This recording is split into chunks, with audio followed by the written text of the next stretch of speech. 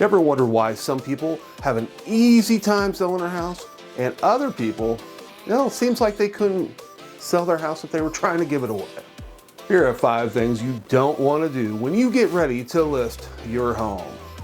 Let's take a look at these today and make sure that you're not making them. My name is Lynn O'Donnell, and my passion is helping you make sense of real estate. If you need help finding your top agent where you live, or simply want to drop a line and say hello, my contact information is below. Now, if you're new here, please go ahead and subscribe to this channel and like this video. All right, team, let's take a closer look at these 5 mistakes to make sure you're not making them. The first one is to please do not over-improve your home. If you over-improve your home for the area, this presents a host of problems. Consider the fact that if you have the most expensive home in the neighborhood, by virtue of your home improvements, it's very likely you will not be able to get the price that you want. Why is that? You wouldn't be able to get the price supported, and even though it may look like Sylvester Stallone's absolutely stunningly gorgeous mansion, unless it's a cash deal, appraisers and bankers must justify the value of the loans for the property. Now, you got to be realistic and keep the improvements in line with what's around in your community. Doing so will set you up for success. The second mistake people make is over-decorating their home. When was the last time you walked into somebody's home and it looked like you were walking into World Treasures Museum, downtown Wichita, by the way? There was something on every single wall. It was covered from the ceiling to the floor. And you're wondering, where's the bench you're supposed to be sitting on to take it all in? Your eyes scattered about the room. Yeah, that's the drawback of having a home that's over-decorated. Your decoration should be appealing to you while you live in the property. But when it's time to sell, it's time to tone it down. It is time to depersonalize your home and declutter. Yeah, I know.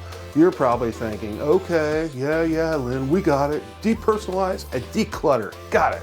What's next? So we're talking about decluttering. That does include your decorum. If you have too many things on the wall, if you have too much stuff going on in a room, it can distract the mind's eye of the buyer. What we want the buyer to see is all the features, benefits, and amenities of your property. The only way to showcase your home for the home's truest self is to declutter it and leave very well-placed stuff up, which means very little is getting left up. Getting with your trusted real estate advisors and doing this before your home goes on the market can go a long way towards making some excellent professional photography ready for the market and helping you sell your home quicker. The third thing not to do when selling your home is don't leave bright or dark paint on the walls. Those bright or dark, non-neutral colors have an emotional connection to people. Some are positive and some are negative. But most of the time we wonder what you were thinking when you were picking out the color. But what it really does, it turns most buyers off. We want your house to appeal to the masses in order to get you the most offers and top dollar and sell it quickly. So before photographs are taken, before your house goes on the market, if you have bright pink room or a dark brown or black room, heck, even gray. I know. Gray seems to be the cool color, but you want people to be able to envision themselves living in your home, not having it feel like a sterile office environment. So paint your house or rooms a neutral color, off-white or eggshell, something that is going to appeal to the masses. And do this before the professional photographs are taken and your house goes on the market. Did you know 76% of home sales start online? And if those buyers are turned off by room colors in your house, they're not going to look at your house. Changing the color of the rooms that need to be changed to a neutral off-white color will help your house sell faster, which is what you want, right? Right. The fourth thing you don't want to do is hang around. When is the last time you went to either an open house or a new home construction, or just went to view a home and the person was just out there hanging out? Oh my gosh. And it felt like they were looming. They were watching you. You had eyes in the back of your head. So frustrating. You don't want that to happen to the buyers in your home.